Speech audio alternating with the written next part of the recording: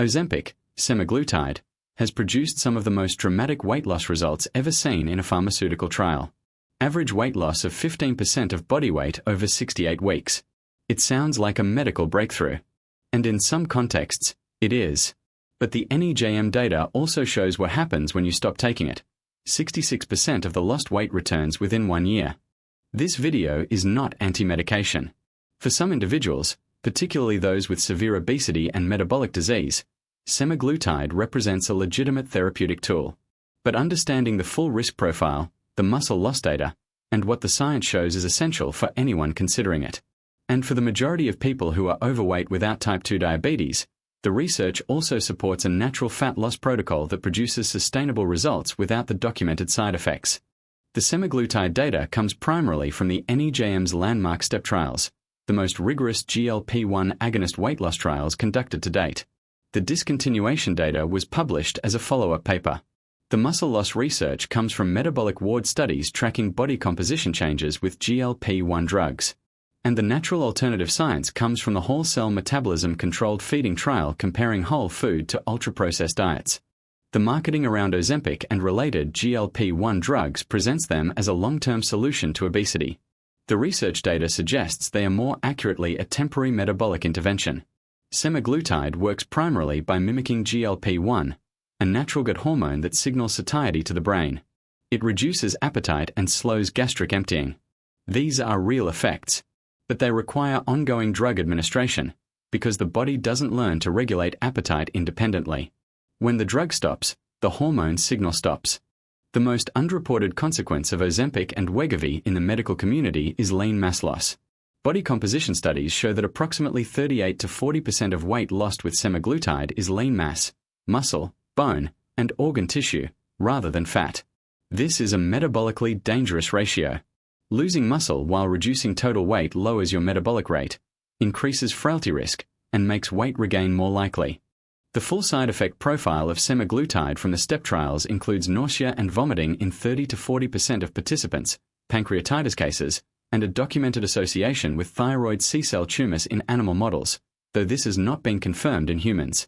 Approximately 15% of participants in trials discontinued the medication due to side effects. These are real trade-offs that context-appropriate prescribing requires communicating clearly. The Step 1 discontinuation study, published in NEJM, followed participants 1 year after stopping semaglutide. After 68 weeks on the drug, participants had lost an average of 17.3% of body weight. 1 year after stopping, with no drug, they had regained 66% of that loss. Their cardiometabolic improvements also substantially reversed. The paper concluded that obesity requires ongoing treatment, meaning semaglutide is a lifelong medication, not a course of treatment. The natural GLP-1 story is scientifically compelling.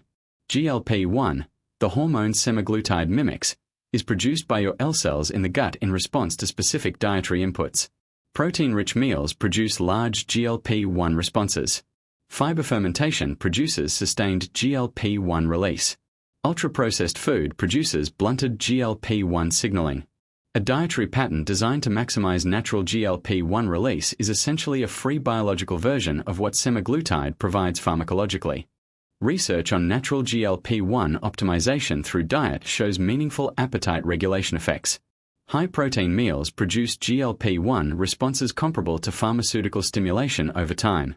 High fiber, particularly from fermentable prebiotic sources like oats, legumes, and vegetables, produces sustained GLP-1 from gut bacteria fermentation.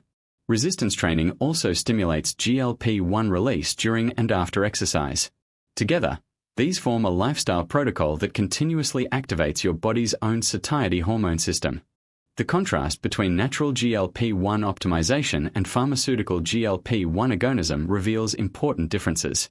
The pharmaceutical approach produces a stronger, more consistent signal, but requires ongoing medication, costs $1,000 to $1,500 per month without insurance, and produces the lean mass loss documented in trials. The natural approach produces a weaker but sustainable signal that preserves muscle, supports the microbiome, and produces results that don't reverse on discontinuation because the lifestyle changes are permanent. The natural GLP-1 protocol for fat loss has 3 components: protein optimization, fiber diversity, and resistance training. Protein at 30 to 40 grams per meal produces GLP-1 responses that reduce appetite for 3 to 5 hours per meal. Fermentable fiber from oats, legumes, and vegetables sustains GLP-1 signaling between meals via gut bacteria. And resistance training 2 to 3 times per week preserves and builds the lean mass that semaglutide erodes, while also providing its own GLP-1 stimulus. The natural fat loss protocol produces slower results than semaglutide, approximately 1 to 2 pounds per week versus the pharmaceutical rate. But what it produces is different in composition.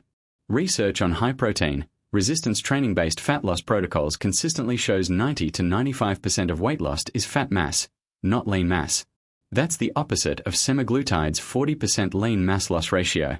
Slower, leaner, and sustainable. Here is the natural GLP-1 fat loss protocol. Build every meal around 30 to 40 grams of protein from whole food sources. Add at least 1 serving of fermentable fiber, a cup of legumes, a serving of oats, or a large portion of vegetables at every meal. Do resistance training 2 to 3 times per week with progressive loading. If you or someone you know is using semaglutide and concerned about muscle loss, the research supports a specific mitigation approach. Adding resistance training and increasing protein to at least 1.6 grams per kilogram of body weight per day while on the medication significantly reduces the lean mass loss documented in trials. These additions don't interfere with the drug's weight loss effect. They improve the composition of what's lost. The Ozempic data is real in both directions. The weight loss effects are among the most impressive ever seen in a pharmaceutical trial. The muscle loss, cost, side effects, and rebound data are equally real and deserve the same attention. For most people without severe metabolic disease, the natural GLP-1 protocol, high protein, fermentable fiber, resistance training, whole food quality, produces sustainable fat loss without the documented downsides. Pharmaceutical interventions have a role in medicine. But the research also shows that the GLP-1 system is accessible naturally through specific dietary and exercise strategies, without the cost, the side effects, or the rebound. Understanding both options, based on what the data actually shows, is what allows informed decision-making. Research shows this pattern is more consistent across populations than previously understood.